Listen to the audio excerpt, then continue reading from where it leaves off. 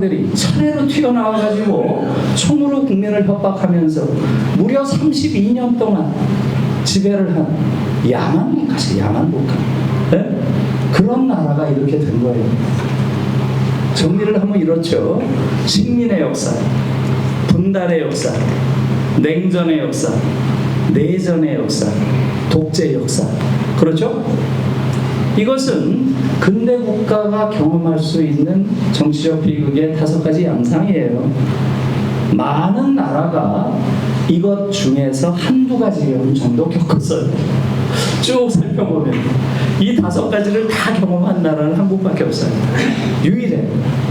여러분, 어떤 나라는 저 뉴질랜드나 저 호주 같은 나라는 하나도 안 겪은 나라도 있어요. 이런 비극. 네? 이런 엄청난 정치적 비극을 뚫고 우리가 이런 성취를 한 거예요. 정말 대단한 겁니다. 그것을 성취하는 데 결정적인 기여를 하고 희생을 한 분들이 지금 70 넘은 분들이에요. 그런 분들은 자, 우리 이 대목에서 한번 박수 한번 치죠. 예. 그분들은 정말로 이제는 행복한 노년을 보내면서 이제 좀 기품 있게 사실 권리가 있습니다. 지금 대한민국처럼 이렇게 국가가 파렴치한 나라는 없어요. 정말로. 그것은 무슨 민주당이니 국민의힘을 가릴 게 없어요. 그들 모두가 정말로 파렴치한 그러한 자들이고요. 여전히 저는 이것이 왜 이런 현상이 벌어졌을지를 우리가 좀 봐야 된다는 거예요. 자살률 이것뿐만이 아니죠. 지금 한국은 전 세계에서 가장 불평등이 심한 나라 중에 하나입니다. 어마어마한 불평등을 지금 가지고 있어요. 그래서 제가 한두 가지만 소개를 하면, 제가 2022년 1월 2일 날 KBS의 쌤과 함께라는 프로가 있죠. 일요일 날 하는 거. 네, 거기서 1월 2일이니까 제가 첫 방송을 한 적이 있어요. 그때 제가 바로 이 문제를 제기했습니다. 한국은 전 세계에서 가장 불평등이 심하다. 네, 이걸 제가 집중적으로 제기했으니까 여러분들이 들어가서 다시 보기로 보실 수 있어요. 그 지표들, 여러 가지 다양한 지표들로 제가 얘기를 하고 있습니다. 예를 들면 그 당시에 나온 지표를 보면 한국 사회는 자산 불평등이 상위 50%와 하위 50%를 나눠서 보면 아래쪽 50%, 하위 50%, 국민의 자산이 전체 자산의 몇 프로는 될까요? 몇 프로 될 것 같아요? 하위 50%의 총 자산이 전체 자산의 몇 프로 정도 될 것 같습니까? 5%. 네? 5%, 10%. 맞습니다. 5%예요. 50%면 이제 똑같은 거죠. 50%면 둘이 똑같은 거고요. 5%. 그러니까 한국 사회는 상위 50%가 95%를 가지고 있고요. 아래쪽 50%가 5%를 가지고 있어요. 정확하게는 5.6%지만 그냥 5%로 생각하면 됩니다. 어마어마한 불평등이죠. 여러분, 작년에 나온 지표를 보면 사실은 더 충격적이에요. 작년에는 이런 지표가 나왔는데요. 상위 20%가 가지고 있는 자산과 아래쪽 하위 20%가 가지고 있는 자산 몇 배 정도 차이 날까요? 한국 사회 아래쪽 20%, 위쪽 20%가 가지고 있는 자산이 몇 배 차이 나요? 몇 배 차이 나겠어요? 100배.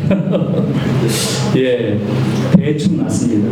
예, 12년 전에 2012년에 72배였습니다. 작년에 2024년 12년 후죠? 예, 142배 차이가 납니다. 142배. 믿어지세요? 아니 어떻게 상위 20% 하위 20%의 자산이 142배 차이가 날 수가 있나요? 전 지금도 사실은 믿어지질 않아요. 너무 허구적으로 보여요. 그 정도로 한국 끔찍한 불평등 사회입니다. 사실은 제가 그걸 방송을 했을 때, 방송하고 나서 저를 거기에 초청한, 강연을 초청한 PD가 굉장히 싫어했어요. 첫 방송인데 조금 희망적인 얘기를 해야지. 네? 이런 재수 없는 얘기를 하니까 PD가 굉장히 싫어하더라고요. 그래서 좀 미안했습니다. 여러분, 제가 왜 그런 재수없는 얘기를 새해 첫날부터 했을까요? 2022년에 무슨 일이 있었나요? 무슨 일이 있었어요? 3월에 대선이 있었죠. 맞습니다. 그래서 의도적으로 한 거예요. 지금 한국은 전 세계에서 불평등이 제일 심하다. 그러니 대통령을 하겠다는 자는 이 문제부터 풀어야 된다. 그런 메시지를 주고 싶었어요. 제 의도는 성공했나요? 실패했나요? 실패했어요. 네, 완전 실패했죠. 완전 실패했습니다. 모두가 똑같은 이야기를 해요. 아마 여러분들도 놀랐을 거예요. 윤석열이 나와서 뭐라 그래요? 공정과 상식 그랬죠? 그렇죠. 이재명이 또 나와서 뭐라 그래요? 공정과 기본. 기억나시죠? 안철수 공정. 그 당시에 대통령이 누구예요? 문재인이죠? 문재인은 한 기념사에서 공정을 무려 38번 얘기했답니다. 38번. 여러분, 이런 나라가 어디 있나요? 그냥 얘들이 왜 이렇게 다른 정당에서 나와서 싸우죠? 그냥 모여가지고 공정당 하나 만들지. 네? 그러면 되잖아요. 싸울 일도 없고. 여러분들 잘 생각하셔야 돼요. 한국이라는 사회는 너무 이상한 사회죠. 공정이라고 하는 것은 사실은 신자유주의가 만들어낸 최악의 허위의식입니다. 완전한 기득권들의 논리죠. 이렇게 기울어진 운동장에서 공정한 잣대를 대면 누가 이겨요? 기득권자들이 안정적으로 이기죠. 안정적으로. 그런 논리를 아무런 비판의식 없이 모두가 주장하고 국민은 받아들여요. 불평등을 이야기하는 자가 하나도 없습니다. 이게 지금 한국이라는 사회를 끔찍한 불평등 사회로 계속 재생산하고 있는 구조예요. 다시 말하면 한국의 정당 구조 자체가 극단적으로 우경화되어 있다는 얘기입니다. 네. 여러분, 지금 전 세계에서 노동자들이 일하다 가장 많이 죽는 나라입니다. 그건 아시죠? 그건 지금 23년째 이게 중간에 3번 2등했어요. 2000년에서 2020년, 20년간 48,000명의 노동자가 일하다 죽습니다. 48,000명. 하루 평균 2,200명, 1년 평균 2,200명의 노동자 죽어나간 나라예요. 이런 나라 어디 있나요? 그러니까 마지못해서 중대재해기업 처벌법이라는 거 만든 건 아시죠? 누더기로 만들어놨어요. 그걸 만들고 나서 더 많은 노동자가 죽어나갑니다. 여러분, 남녀차별이 가장 심한 나라입니다. 네, 거기까지만 말씀드릴게요. 그러니 아이들을 안 낳는 거죠. 제가 한 대학원생에게 물어봤더니 이렇게 저한테 답을 해요. 이 지옥 속에 내 아이를 쳐넣을 자신이 없어요. 네. 그들에게 이 삶은 지옥인 거죠. 그러니까 인류 역사상 가장 극단적인 인구 감소, 이게 대한민국이라는 거죠. 재작년에 뉴욕타임즈에 그런 칼럼이 실려서 화제가 됐죠. Is South Korea disappearing? 한국은 사라지고 있는가? 예. 이런 인구 감소는 인류 역사상 없었다는 거예요. 인류 역사상 유례가 없는 극단적 인구 감소가 한국에서 관찰된다. 굳이 찾자면 14세기 유럽에서 한 번 정도 확인할 수 있다. 이렇게 써놨어요. 14세기 유럽은 뭐겠어요? 예, 흑사태. 패스트가 돌았을 때. 예. 그래서 지금 한국 사회에서 벌어지는 일들은 이해할 수 없는 일들이에요. 여러분, 우리는 과거에 경제 성장이 되면 좀 좋은 사회가 될 거라고 봤어요. 그런데 육군 소장들이 나와가지고 끊임없이 독재를 하면서 우리 세대는 저 박정희 때문에, 전두환이 때문에, 저런 독재자 때문에 한국 사회가 이렇게 이상한 사회가 됐구나. 그래서요. 민주화 됐잖아요. 부자 됐잖아요. 부자 나라. 그런데 나아졌나요? 이제 국민들이 진지하게 물어야 되는 거예요. 이런 민주화에도 불구하고 이런 경제 성장에도 불구하고 왜 한국은 이런 끔찍한 나라가 됐나요? 모든 지표가 최악이에요. 지금 인간이 살 수 없는 곳이 됐다는 거죠. 그 이유가 어디에 있을까요? 이게 지금 우리 상황에서 물어야 할 가장 중요한 물음입니다. 저는 여러 가지 이유가 있겠죠. 한두 가지 이유가 아니겠죠. 그 중에서 이런 기형적인 현상이 일어난 결정적인 이유는 바로 우리만 가지고 있는 우리 고유의 문제죠. 바로 냉전과 분단이죠. 다른 어느 나라에도 없는 이 냉전과 분단으로 인해서 한국에서는 지금 말씀드린 이러한 문제를 해결할 정치적 광장이 결여되어 있습니다. 극단적으로 오른쪽 끝에 정당들이 몰려 있습니다. 그래서 지금 한국에서 이야기하는 국민의힘은 보수고 민주당은 진보다 말도 안 되는 소리죠. 이건 완전한 거짓말이고요. 예. 지금 국민의힘은 수구 보수고 민주당은 중도 보수다. 저는 이재명이 한 말 중에 가장 정직한 말이 최근에 한 말이에요. 나는 우클릭한 적 없어요. 그랬죠? 우리는 원래 중도 보수예요. 그건 아주 정확한 말이에요. 예. 그래서 지금 한국은 이렇게 돼 있는 거죠. 말하자면 이 오른쪽 끝에 여기 이 끝에 지금 국민의힘이라는 정당이 있고요. 거기 한 발 떨어져서 민주당이 있는 거예요. 이 국민의힘은 민주당을 보고 뭐라 그래요? 좌파 이러죠? 이 말은 맞아요, 틀려요? 맞는 말이죠. 좌우는 상대적인 말이에요. 그렇지. 네? 그렇기 때문에 국민의힘 사람들은 거짓말은 안 해요. 정직합니다. 네? 그러나 이들은 온 세상이 좌파예요. 자기들이 오른쪽 끝에 있으니까. 네? 심지어 민주당을 좌파라고 그러잖아요. 네? 당시에 문재인을 좌파라고 그러잖아요. 이건 사실은 있을 수 없는 이야기고요. 여기에 한 두 발 떨어져서 정의당, 진보당이 있는 거고요. 여기에 지금 한 두세 발 떨어져서 여기에 앙겔라 메르켈이 있는 거예요. 앙겔라 메르켈. 독일에서 가장 보수적인 정당. 수상이죠? 무려 16년을 했어요. 기민당. 독일에서 제일 보수적인 게 기민당이죠. 거기서 16년을 총리했습니다. 앙겔라 메르켈. 여기 서 있어요. 여기. 한국에서 가장 진보적인 정당보다 독일에서 가장 보수적인 정당이 훨씬 진보적이에요. 이제 이해하셨어요? 한국은 정치 지형이 극단적으로 우경화되어 있는 사회예요. 그렇기 때문에 아무리 정권 교체를 해봐야 사회적 진보는 한 발짝도 못 나가요. 정치 발전하면 뭐예요? 사회적 진보가 없는 사회인데. 이게 지금 한국 사회의 근원적인 문제예요. 그렇기 때문에 불평등, 노동자 사망, 출생률 이런 문제들이 계속 생기는 거예요. 여러분, 제가 독일의 사례를 말씀을 좀 드릴게요.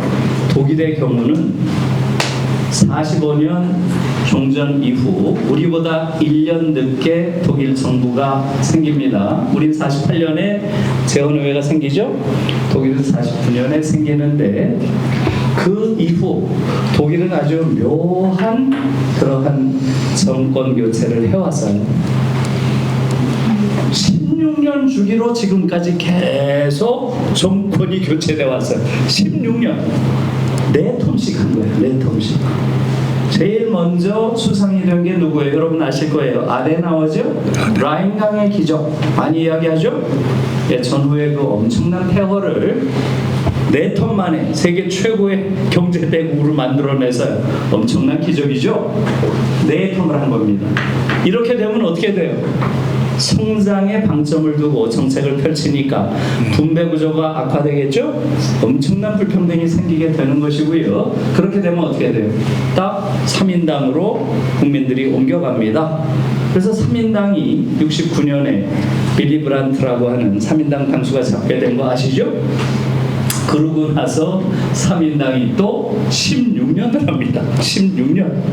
네. 이 과정에서 분배 구조를 정착시키고요. 복지 시스템을 만들어내는 거예요. 사실은 두세 텀은 해야 복지 체제가 딱 정착이 됩니다. 예, 그렇게 해서 복지 시스템을 4텀 동안 또 만들어내요. 그러면 어떻게 되겠어요? 또다시 성장의 활력이 떨어지겠죠? 그러면 또 기민당을 택합니다. 또 헬무트 콜이 나와가지고 16년 합니다. 16년. 예? 그리고 나서 또 붕대 구조가 악화되면 또 3당 찍어요. 이게 계속 온 거예요, 이렇게. 그러니까 어떻게 되겠어요? 성장과 붕대가 이렇게 조화를 이루면서 온 거예요. 그러니까 잘 살면서도 함께 잘 사는 이러한 사회가 된 거죠. 그런데 우리는 이건 불가능하죠. 아예 오른쪽 끝에 2개의 정당이 있을 뿐이기 때문에 지금 한국 사회는 민주화가 돼 봐야 질적 변화가 없는 겁니다. 그래서 전 세계에서 가장 불평등이 심한 나라가 된 거죠. 그렇기 때문에 여러분 보세요. 오른쪽 끝에 이렇게 있다 그랬죠. 여기 한 발짝 떨어져서 민주당이 있다. 저는 그렇게 보고 있어요. 그런데 이 두 당 사이에 거의 정책적 차이가 없어요. 정책적 차이가 없어요. 그렇기 때문에 더 격렬하게 싸우는 거예요. 마치 차이가 있는 것처럼. 그러나 여러분들이 안에 들어가서 보세요. 어떤 차이가 있나. 제가 아까 말씀드렸죠. 전 세계에서 가장 자살률이 높고, 전 세계에서 가장 불평등이 심하고, 전 세계에서 가장 많은 노동자들이 죽어가는 나라인데 그것을 해결하고자 하는 정책적 노력이 거의 없어요.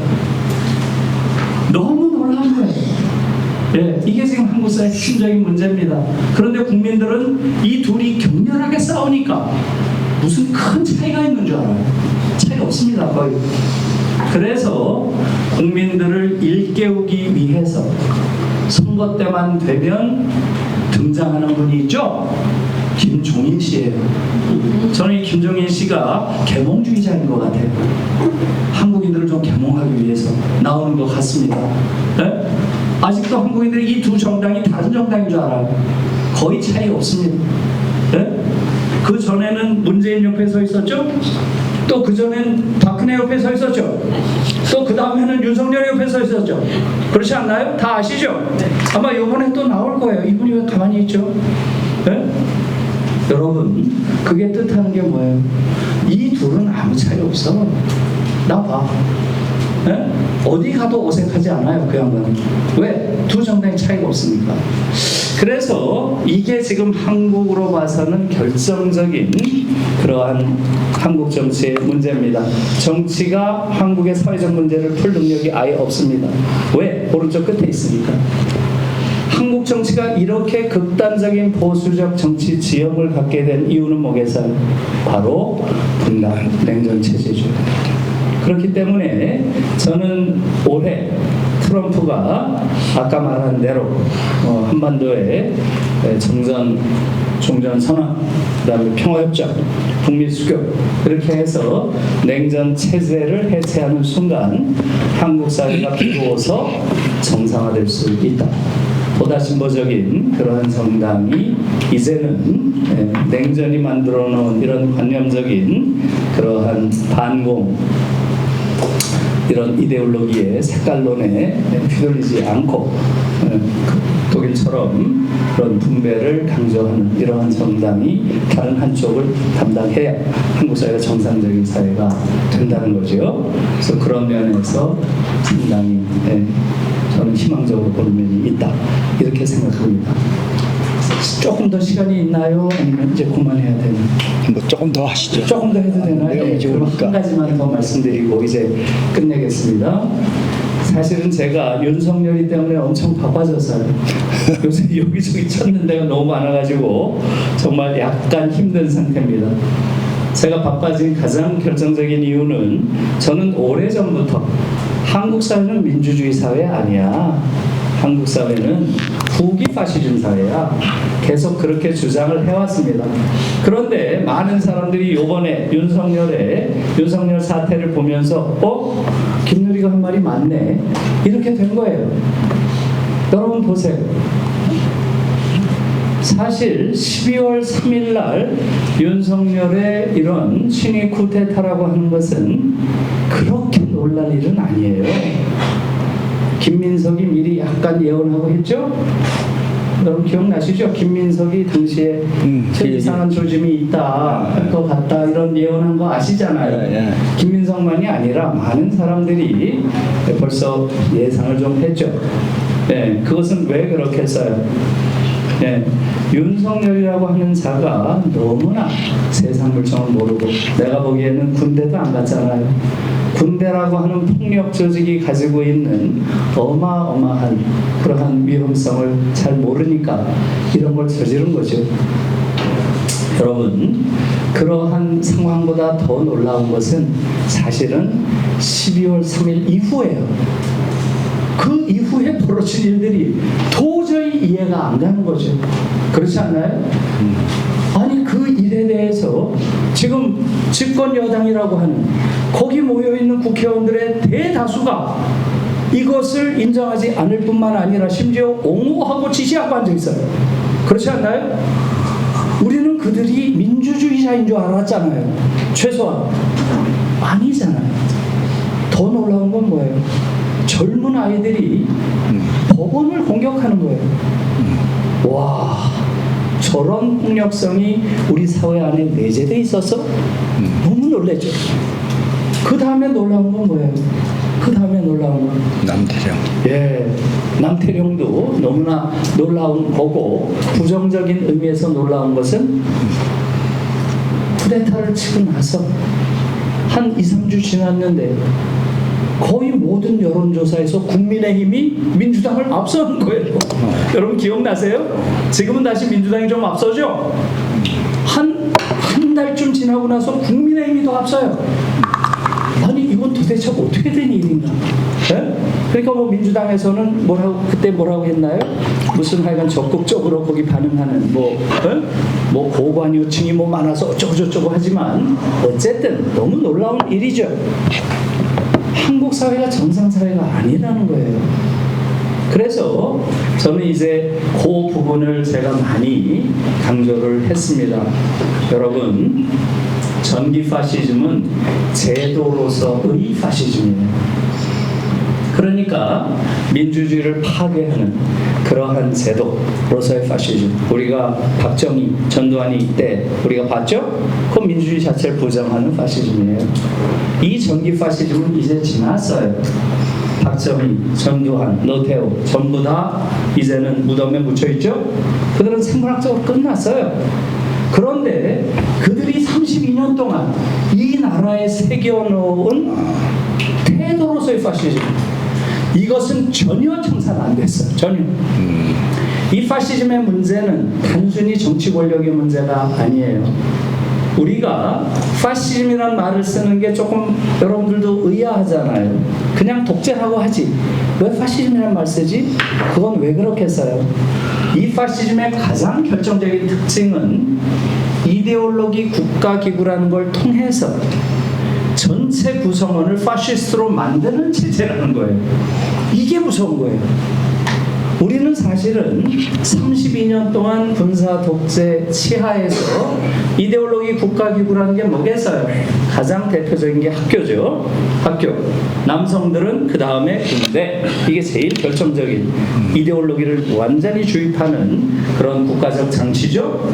그걸 통해서 우리는 완전히 파시즘을 내면한 그런 인간들이에요. 이러한 우리 자신, 파시스트가 되어 있는 우리 자신이 민주주의자로 변신할 영시점이 없었어요. 이게 저는 결정적이라고 봐요. 우리는 87년에 대통령 직선제를 쟁취했다, 이제 민주화됐다, 이렇게 생각했어요. 그걸로 민주화되는 게 아니라는 거죠. 인간은 파시스트인데 직선제 하나 얻었다고 민주주의가 되나요? 안 되는 거죠. 이 부분에 대한 성찰이 없었던 겁니다. 여러분, 저는 이것을 생각한 게 독일을 제가 연구했기 때문에 이런 생각을 한 거예요.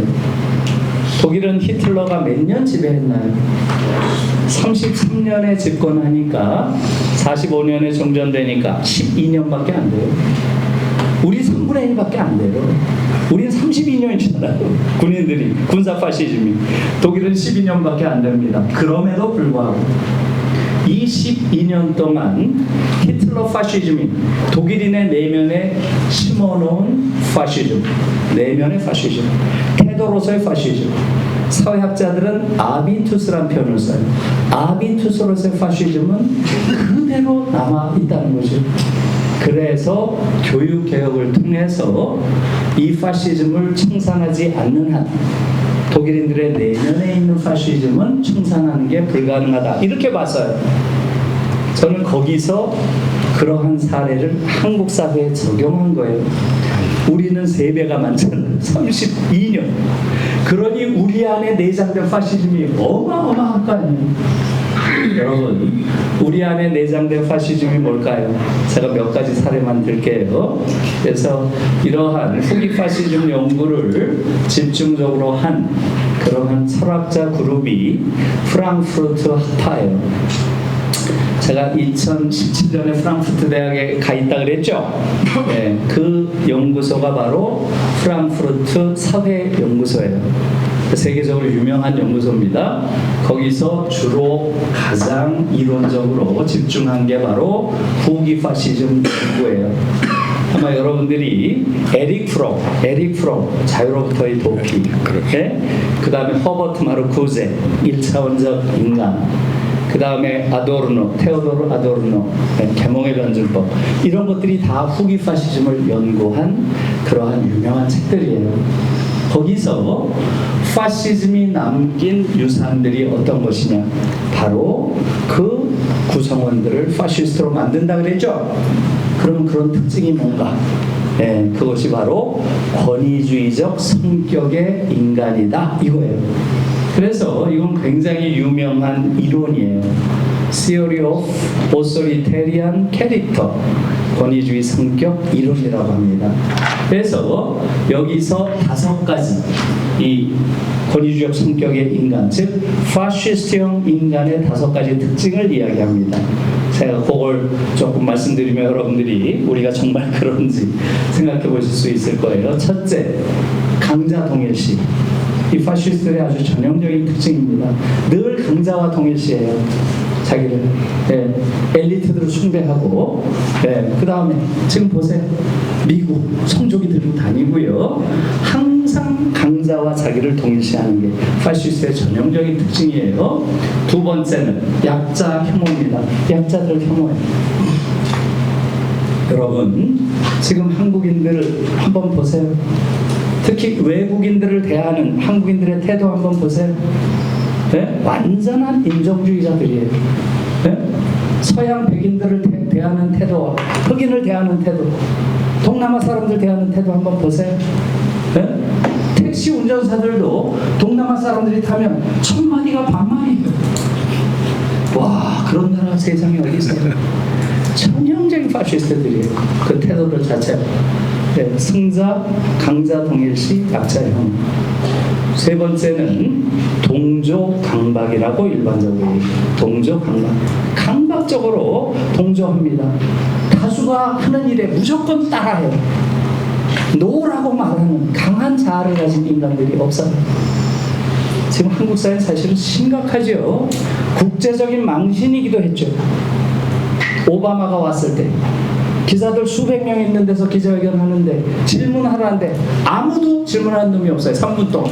네? 그게 국제적인 화제가 된 적도 있죠. 스스로 자기가 성찰하고 자기 주장을 할 수 있는 이런 강한 자아를 가진 그러한 사람들이 드물다는 얘기예요. 동조 강박, 이거 왕따 현상, 이런 게 다 그런 거예요. 4번째 특징이 바로 폭력성이에요. 폭력성. 지금 한국은 전 세계에서 폭력성이 가장 심한 사회예요. 이렇게 폭력적인 사회는 지구상에 없어요. 제가 아는 한. 너무너무 끔찍합니다. 여러분, 오징어 게임 자랑스러우세요? 넷플릭스 1위 했죠? 자랑스러우세요? 그것은 한국인 아니면 못 만들어요. 그러한 잔혹한 상상력은 어느 사람도 갖기 어려워요. 그런 잔혹성에 대한 감수성, 한국인들은 그걸 잃었어요. 왜? 우리 일상이 오징어 게임입니까? 매일매일 오징어 게임 아닌가요? 어찌 보면 한국의 삶 자체가 매일매일 아우슈비츠 아닌가요? 그러니까 한국인들은 그 속에 들어가 있어요. 넷플릭스에서 만드는 가장 폭력성이 높은 영화들이 전부 한국 거예요. 더 글로리, 지옥, 지금 우리 학교는, 네